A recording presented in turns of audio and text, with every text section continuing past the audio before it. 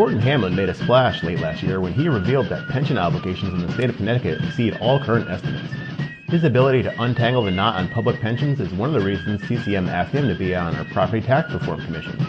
He is here with us today to talk about those findings and more. We'd like to thank our new premier sponsor at Digital Back Office, Palo Alto Networks. Check them out at digitalbackoffice.com or paloaltonetworks.com. We'd also like to thank our sponsors at Gateway and Housatonic Community Colleges. The Municipal Voice is the Connecticut Conference of Municipalities podcast in collaboration with WNHH LP 103.5 FM. I'm your host, Matt Ford. As always, be sure to give us a like and let us know what you're thinking in the comments. CCM's Municipal Voice podcast continues to present a key forum on important state-local issues. The views expressed do not necessarily reflect the consensus views of CCM or our member municipal leaders. Gordon, thanks for being here today. Well, thanks for inviting me. I'm glad to participate. Excellent. So CCM members are already familiar with you through your work on the Property Tax Reform Commission. And you did a well-received presentation for our legislative committee meeting recently. But for the general public and the listeners at home, could you tell them a little bit about yourself? Okay, I'm a retired lawyer. I practiced with a large firm in Atlanta for over 30 years. I was a trial lawyer. I had nothing to do with pensions or retirement issues, except that I was on our firm's retirement committee. Okay. And actually served as chair of that committee for a couple of years. Mm-hmm. So in 2013, my wife and I moved from our Atlanta area home to her hometown of Tuscumbia, Alabama, which is northwest Alabama. Helen Keller's birthplace is right down the street from us. And that's where we are now.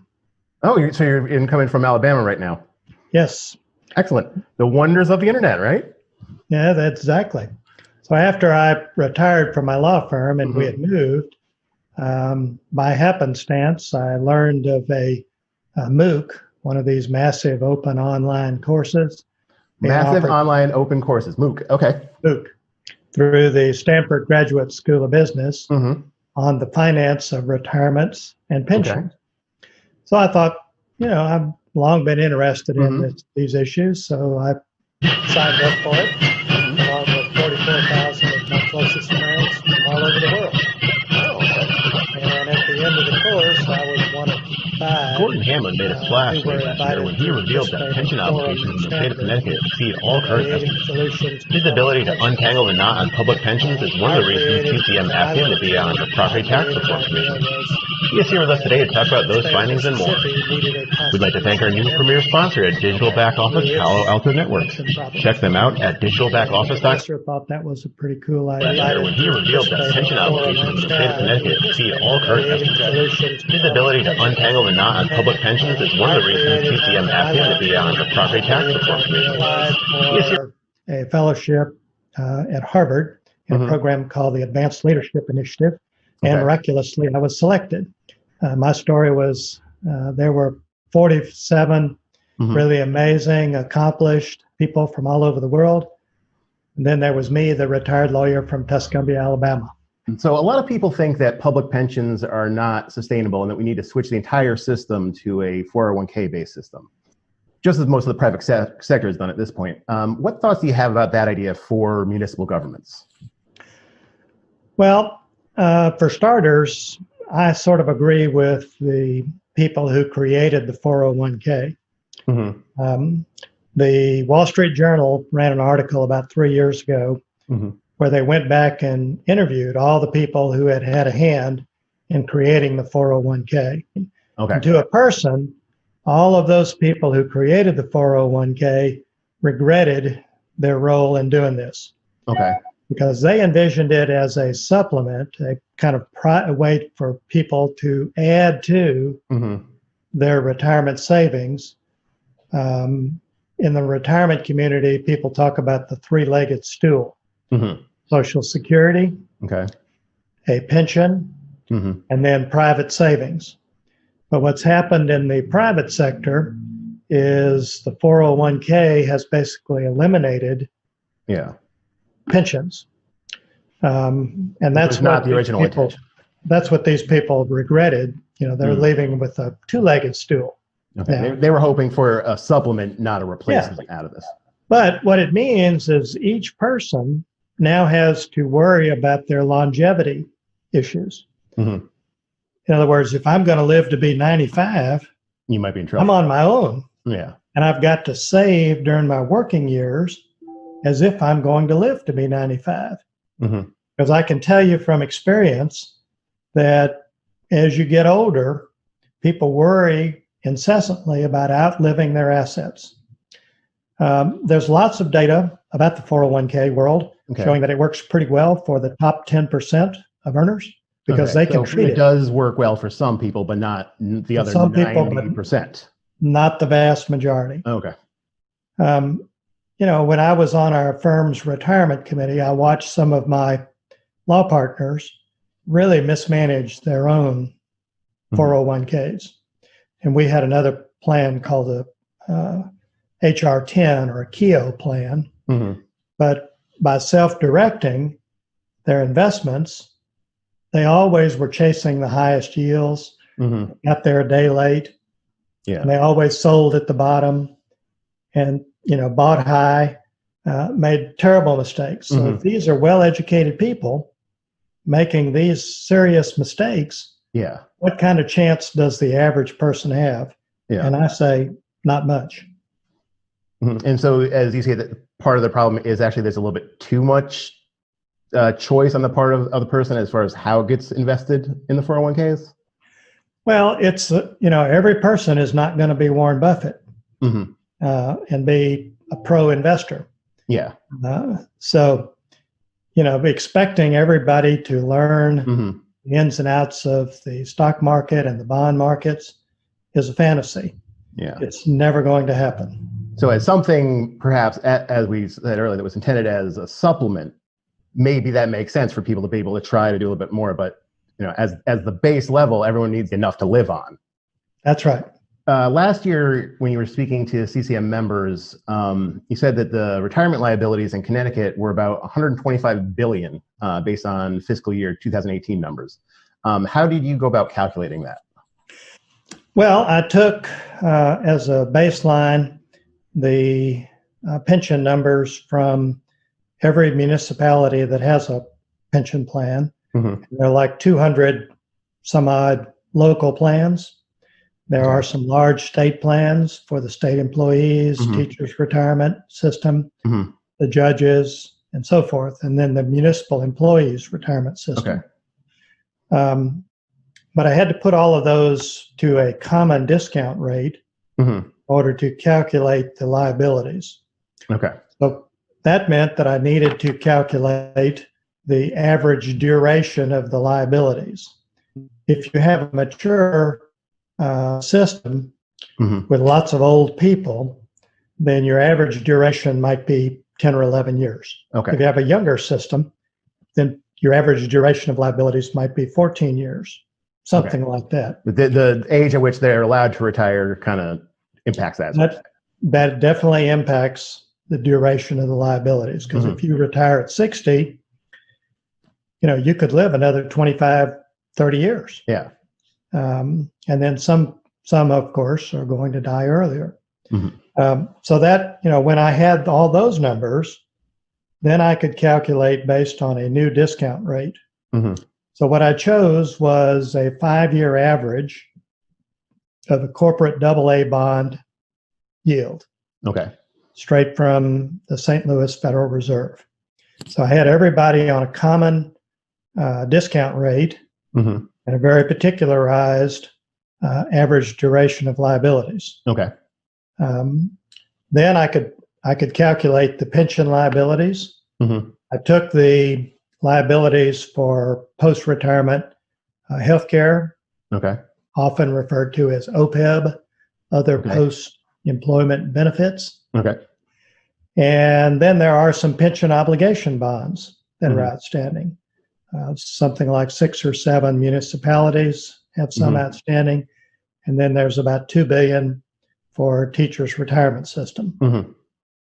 So I added up all of those and came up with right at $125 billion. So that's the combination of municipal and state. Yes. So all the public retirement liabilities. Okay.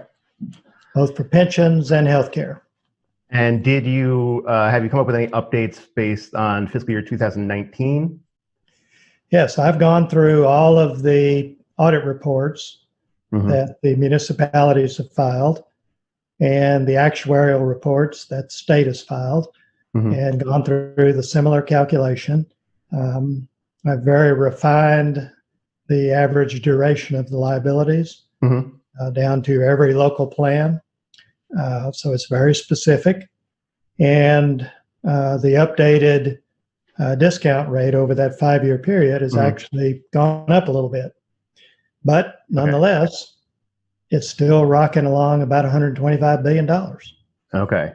So even though the stock market really did well fiscal year 19, and even though the discount rate that I'm using increased a little bit, the liabilities still stayed static. And that was due to what? Because the contributions have been lower than what they should be. Okay. So if the unfunded liabilities are at about 125 billion, how much is the annual debt service? Well, the municipalities and the state are putting in about $5 billion into pensions and the OPEB and the debt service on the pension obligation bonds. So that's $5 billion, and between the municipalities and the state, total spending in the state is about $30 billion. Okay. So you're talking really 1/6 of all public dollars goes for retirement liabilities. 1/6 of the total state and public spending is going right now to these liabilities. Yeah, absolutely. Wow. So if the employers are contributing about $5 billion towards retirement liabilities, how much are the employees contributing? Altogether, between the local plans and the state plans, employees are contributing another $940 million. So that means there's about $6 billion that is going toward retirement liabilities every year. So these are some big numbers. And how does that $6 billion compare to payroll? Well, it's approximately 55% of the local and state payrolls. I extracted all of that data when I was going through the audit reports, so I could have that number handy on my spreadsheet. 55% is an enormous figure. Yeah, that's... when you have, say, a public safety plan, in most states, because you don't want 65 or 75-year-old police or firefighters running around, those are people who generally retire early, and for good reason. Yeah, justifiably. Justifiable. Those plans and a lot of other states have a normal cost that could be 25 to 35%. But in the state of Connecticut, when you're talking about 55% of payroll on average going to retirement liabilities, that's a huge number. Talking about funding and what's coming from the employees and everything, have the state and all the municipalities been paying everything that they're required to pay? Well, the answer to that is yes and no. Okay. The actuary computes something called an ADEC. It's the actuarially determined employer contribution. Okay. So the ADEC is what the employer is supposed to contribute. But that number is dependent on the discount rate that's being used to compute the liabilities. Okay. So if you use 8%, which a lot of Connecticut has been using historically, that makes the present value of your liabilities look smaller. And therefore, you don't need to contribute as much. And for the last couple of years, the municipalities have been putting in about 97 or 98% of the ADEC. Times have been good. The economy has been pretty booming. Lots of sales tax, lots of property tax revenue, lots of income tax revenue has been flowing into the state and the local governments. So they've all been putting in what the actuary tells them they need to put in. But on the flip side, when you look at the last 20 years of investment returns, I went back and looked at what the large state plans and the largest local plan, namely Hartford, have generated. On an annualized basis, all of those plans have generated less than 6% annual returns. But they've been using 7.5 or 8% as their discount rate. So in other words, they've been underperforming their expectations. So when they're hitting, you said 6, they were using 8. So is the problem that they need to have more realistic expectations, or do they need to find better ways that the investments need to be better? Where's the problem there? Well, that's always the push and pull. Yeah. The discount rate should be lower. The issue about investment returns, well, just as an example, the largest public pension plan in America is in California, CalPERS. There's an op-ed in the Wall Street Journal today from the chief investment officer of CalPERS claiming we're going to hit 7% investment returns, and we're going to do it through more private equity investments, more private loan investments, and we're going to borrow money to leverage up these new investments. So in other words, we're really going to go out on the limb and take all kinds of risk and get to 7, we hope. Hope to get 7. So 8 is probably very unrealistic. That's right. Now, there's also a lot of academic research on what has generated the stock market rally of the last 10 or 11 years. For sure, the tax cuts from a couple of years ago really boosted corporate earnings. For the last decade, corporations have been the biggest buyers of their own stock. There's been a massive shift on their balance sheets from equity to debt. And at some point, there will be a day of reckoning for that. Because, there's a lot of public pension plans that need equities on their investments. And they're chasing a limited amount of stock. There's only so much out there to get. There's only so much out there. It's being sucked out of the market by buybacks. But, Congress made a lot of noises recently about trying to prohibit buybacks. And if there's no corporation buying back stock, and there are no other real buyers out there, what's going to happen? Everything goes down. Everything goes down. So, people like Bob Schiller at Yale are projecting that the next decade, equity markets are going to barely be scratching even, maybe even have slightly negative returns. You are listening to the Municipal Voice on WNHH 103.5 FM. Sponsored by Digital Back Office and Palo Alto Technologies. Do you have a feel for what the average investment return to state and local plans are going to look like for this fiscal year when it ends in a couple weeks? Well, if you had asked that question at the end of March, the answer would have been probably down about 20%. Now, the stock markets have rallied a little bit, at least until Friday, when everything was down. They're rallying a little bit today.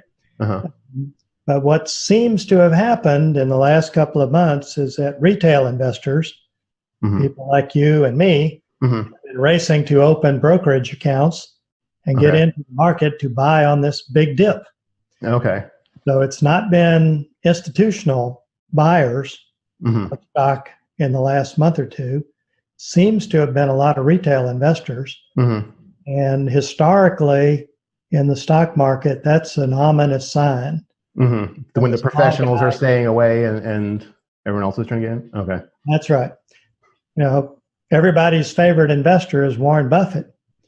And he's sitting on billions and billions of dollars in cash because he publicly states there's nothing out there that looks attractive for me to invest in. Mm-hmm. Getting back to something I want to clarify. You say the average Connecticut, on average, Connecticut is already contributing about 55% of payroll towards retirement liabilities, and that it should have been contributing about 10% more of payroll for the last 20 years. What's going to happen next, given the economic turmoil that we're kind of all going through right now?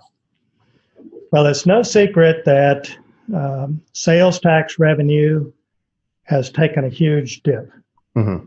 When everybody is staying at home, restaurants are closed, nobody's spending any money. Mm-hmm. Income taxes are likely to go down. Property taxes will take a while to see any kind of significant hit, but we're already seeing some big changes in the commercial market, mm-hmm. and that for some municipalities generates a fair chunk of their property tax revenue. Yeah, well, in Connecticut, municipalities are dependent on the property tax. Absolutely. So that's a huge thing for us. It'll take a while for home valuations to adjust. Mm-hmm. So property taxes really will be fairly stable, probably for most at least the next year or whatever. Yeah. But when all of this goes down, mm-hmm. The overwhelming push is to find areas where you really don't have to spend the money. Mm-hmm. And pension contributions seem to always rise to the top of the checklist. Yeah. That we don't need to pay this year. That's what happened in 2008. Mm-hmm. And when that happened, the funded status of those plans took a dive, and mm-hmm. it never recovered, despite the performance of the stock market for 10 years. So if you've got, this huge bull market for mm-hmm. 10 years that failed to move the needle mm-hmm. on the funded status of pension plans nationwide, after this year, we're going to see some decreases in the contributions that employers are making to these pension plans. So if you had to name a single factor that was kind of the biggest problem facing Connecticut now with respect to its retirement liabilities, what would that be? Well, I would say it's the problem of intergenerational equity. Okay. Connecticut is uniquely situated. Mm-hmm. If you look at some of the data mm-hmm. on what the next generation is facing, okay, really sobering. And so when you talk about next generation, who are you referring to? People born? Well, let's talk about the millennials. Okay, say. Millennials. These people have the highest student debt mm-hmm. in the country. On average, in Connecticut, it takes 14 years to pay off that student loan. You have one of the lowest marriage rates in the country, and the age of first marriage is the highest in the country. So millennials they've got this huge debt load. Mm-hmm. They're postponing marriages. And marriage generally would help with these issues financially? No, but because of debt, what kids actually, they're actually asking, their potential spouse, I need to know about the debt that you're carrying. So the marriage getting put off is an effect, not a cause. It's an effect. Yeah, absolutely. Okay.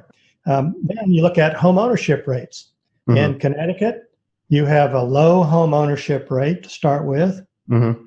And the average age of first purchase is going up steadily. Mm-hmm. It's now into the 40s.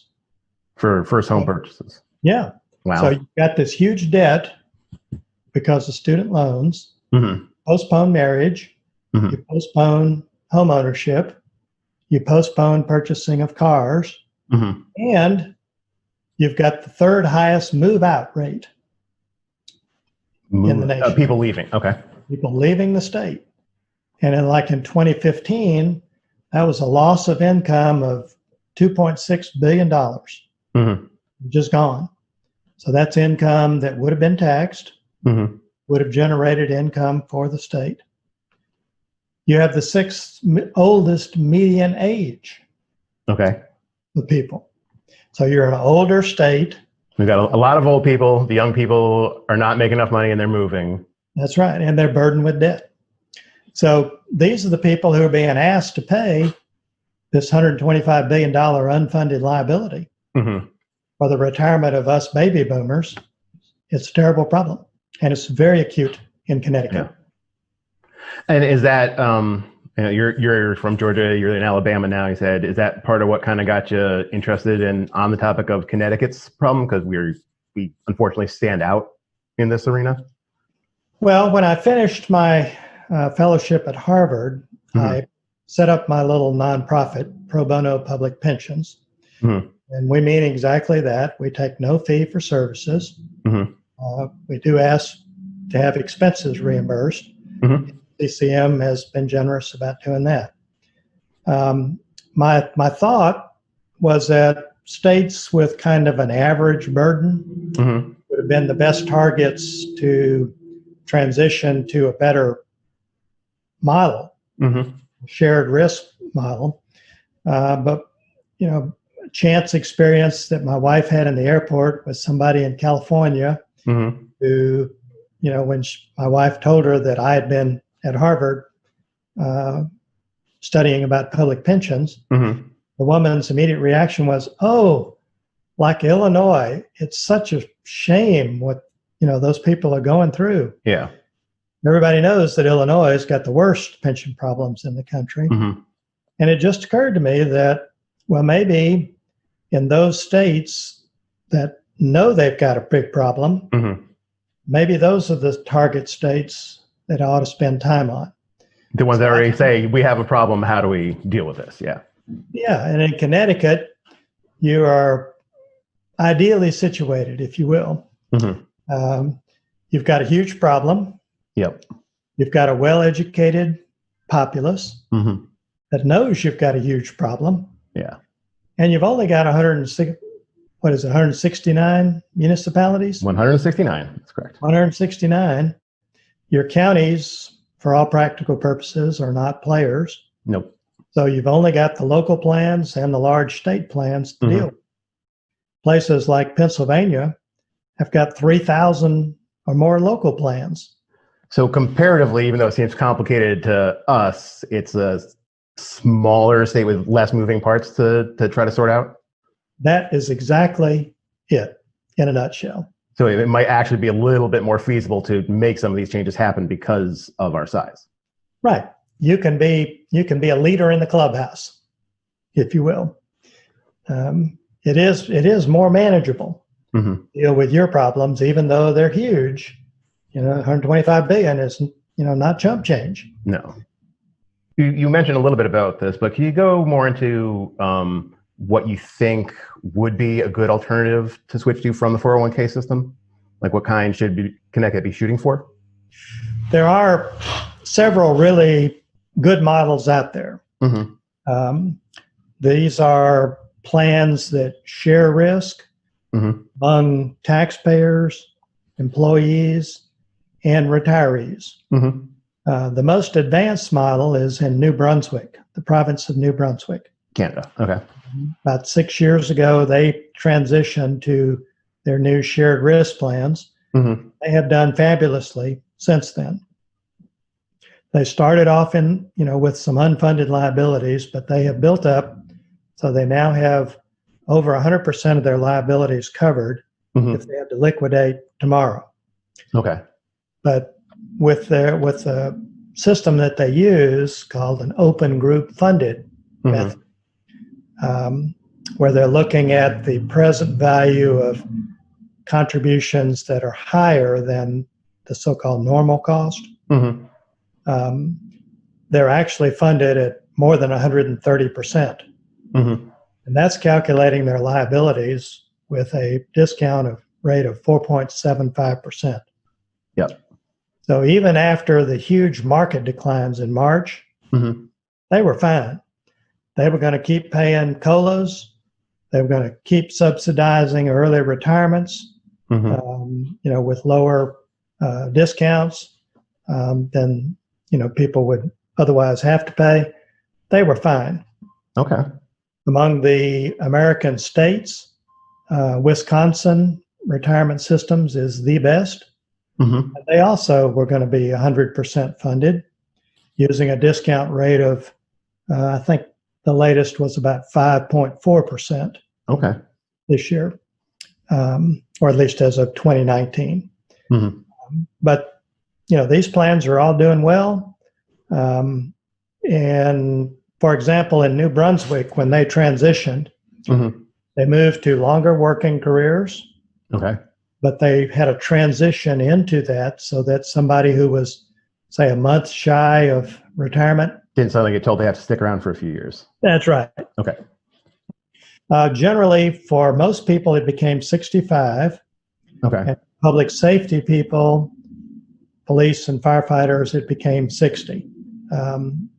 Police and firefighters who retire early often take a different kind of job mm-hmm. and continue working well past their age 60.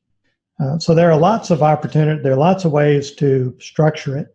Mm-hmm. In fact, in New Brunswick, they went over 100 different scenarios on how to structure their plan before they came up with something that all the unions and the government representing the taxpayers could support. But they engaged in lengthy bargaining and real careful investigation. They looked at models of defined benefit plans from all over the world. Okay. Find, what looked best. And they have a lot of other features that are incorporated that we don't really have enough time today to get into. When you mentioned New Brunswick, I'm just curious, what was the plan they had before, and is there any structural differences to the way the government stuff is set up there that we couldn't do down here, or is it more or less a very similar system? Well, the problem in the States is that these pension plans all have constitutional or statutory protections. Mm-hmm. And the legislature can't just come in and say, tomorrow we're going to have a different plan. Mm-hmm. So there's only one lawful way to transition to a shared risk plan, and that is through Chapter 9 plans of debt adjustment. Okay. Okay, so this is part of the Bankruptcy Act. But don't get frightened. This is not, Chapter 9 is entirely different from what we're used to seeing on the personal or corporate level. When you think of bankruptcy, you think about liquidations. Chapter 9 works entirely differently.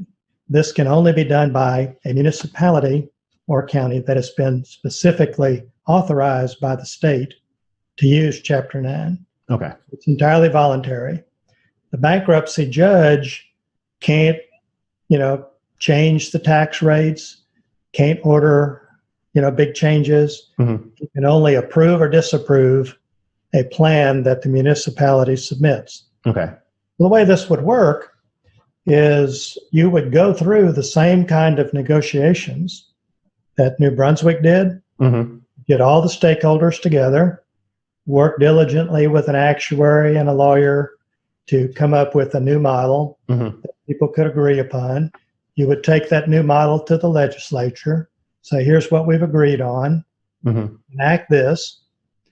Then the municipalities would then file their what are called prepackaged Chapter 9 plans of debt adjustment. Okay. So you'd walk into the bankruptcy court and say, we've already got an agreement on this plan. And the bankruptcy judge says, you've made my life easy. Okay. It's all approved.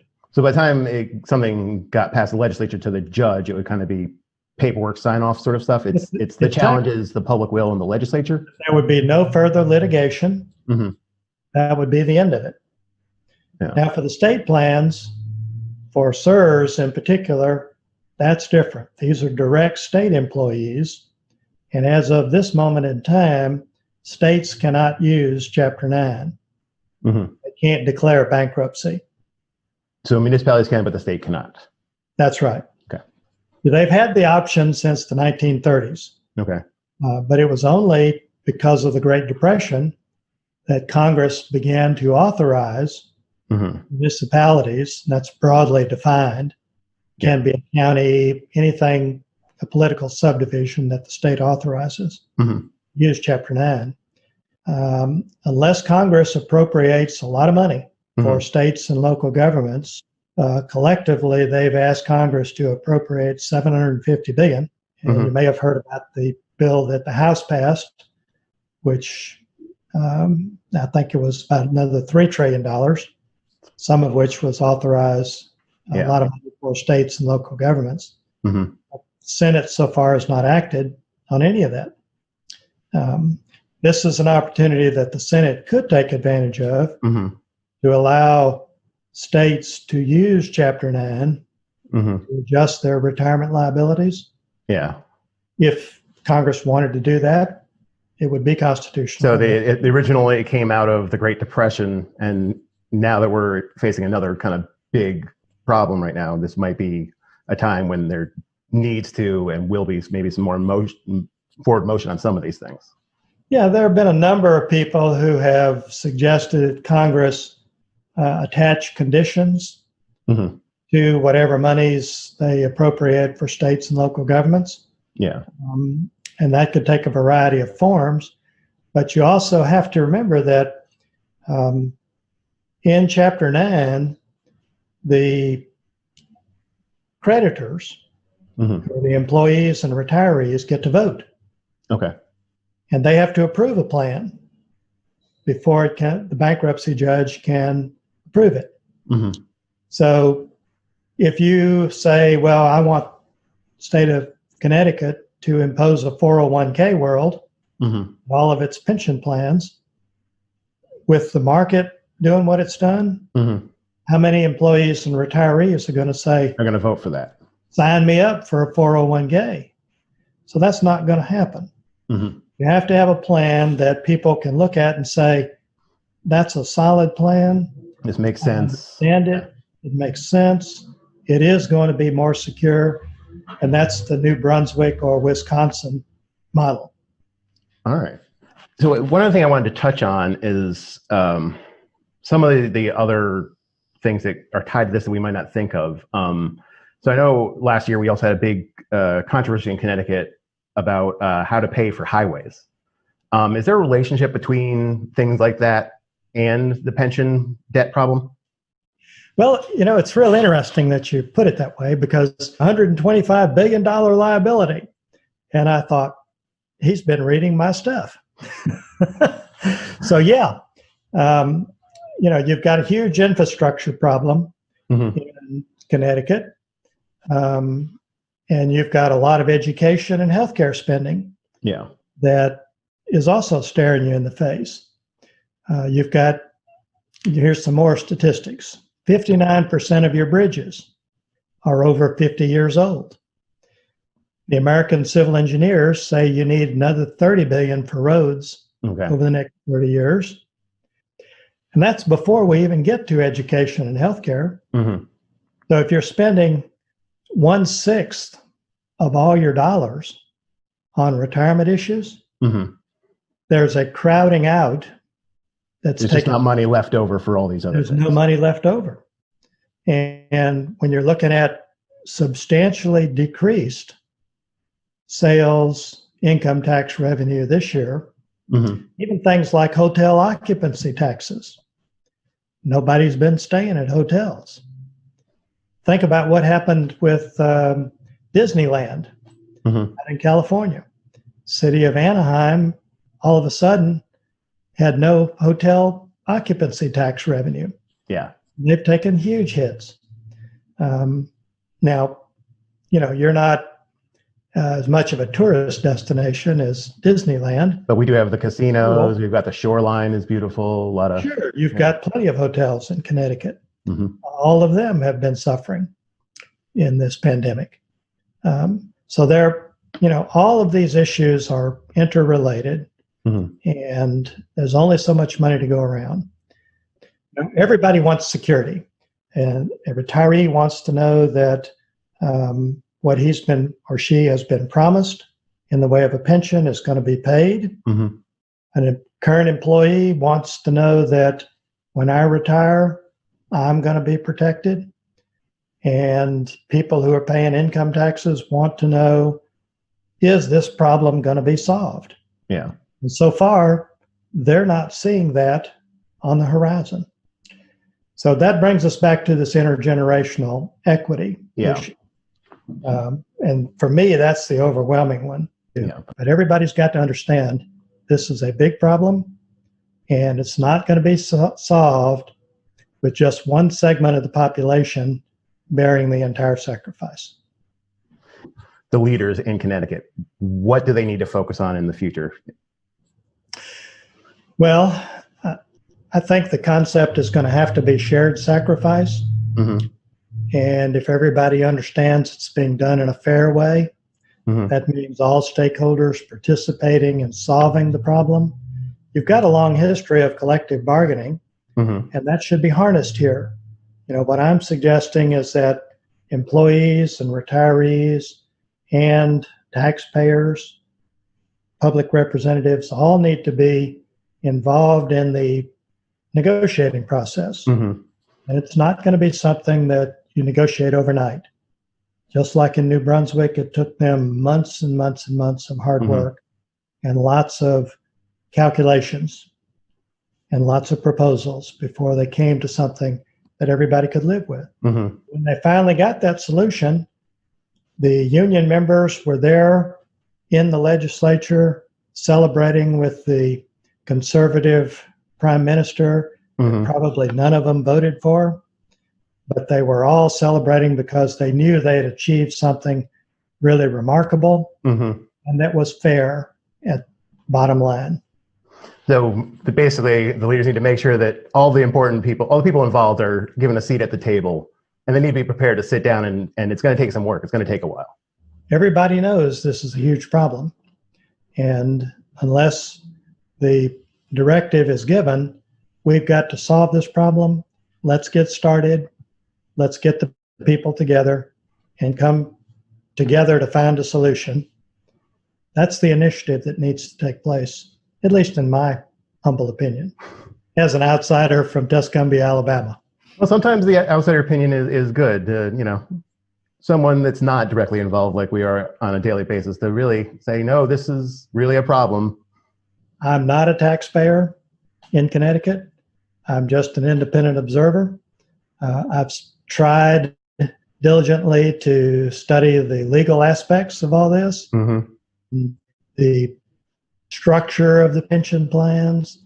All of these things are important.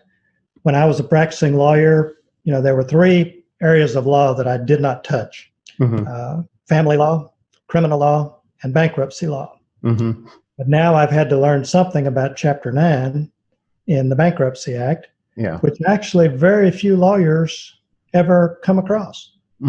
There just have not been very many municipal filings, and they've been scattered across the country.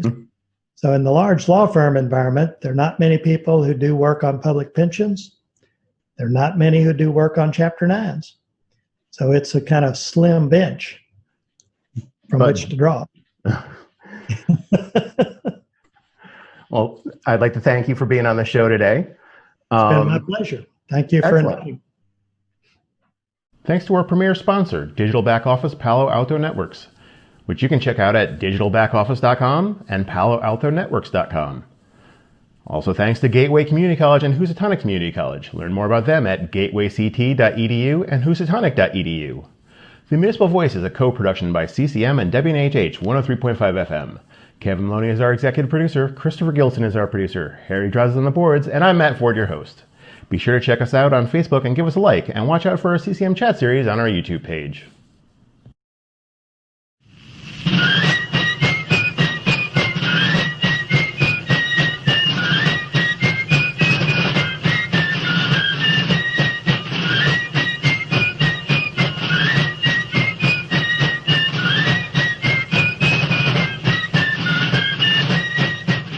Gordon Hamlin made a splash late last year when he revealed that pension obligations in the state of Connecticut exceed all current estimates.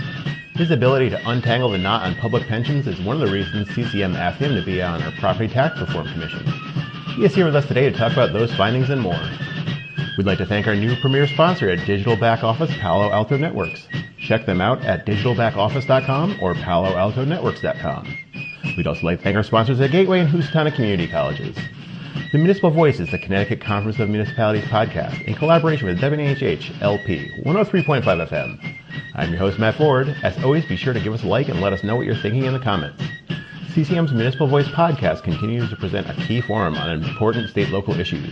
The views expressed do not necessarily reflect the consensus views of CCM or our member municipal leaders.